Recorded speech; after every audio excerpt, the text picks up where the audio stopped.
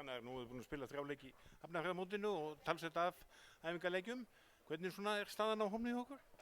Bara fín sko, við erum alveg ánægð með svona hvernig við bættum okkur á milli leikja í þessu móti. Ég meina skelfilegir á þriðjudaginn og já, bara erum að bæta okkur. Staðan á hópnum bara eins og gengur að gerist, ég held sé ykkur 4-5 gæðir meiddir og svona, en þetta er lífið. Já, en það er svona fyrir að styttast í fyrsta leik náttúrulega? Já, algjörlega. Við erum bara í allan kappuðu tíma við nokkra að fá þá inn fyrir fyrsta leik. En svo eru bara einhverju með svona eymsli hér og þar sem er svona eðlilegt á þessum tímapunkti.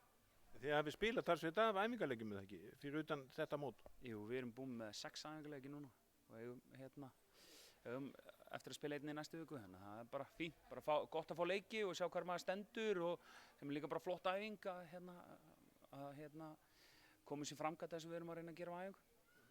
Það er breyting frá því í fyrra. Það er eitthvað að nýjum andlitum.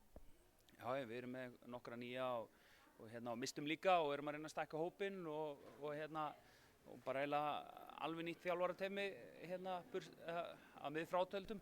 Þannig að þú veist, þetta er bara nýtt og við erum bara með bæti í og ætlum að klárlega að reyna að gera betur enn í fyrra.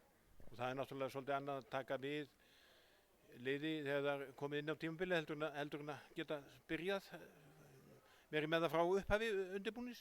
Já, algjörlega, en að samanskapi líka, þú veist, það var ég alveg með það frá október í fyrra en að maður fekk alveg tíma með þeim og náðum svona komin það sem ég vil sjá og við erum bara að halda áfram með það núna og bara reyna að koma öðrum hlutum líka að. Þannig að það er bara flott. Þannig að fyrst svona þessi 2 síðustu leikir hérna svona sína liðið að komast svona vonandi inn á einhverja braut?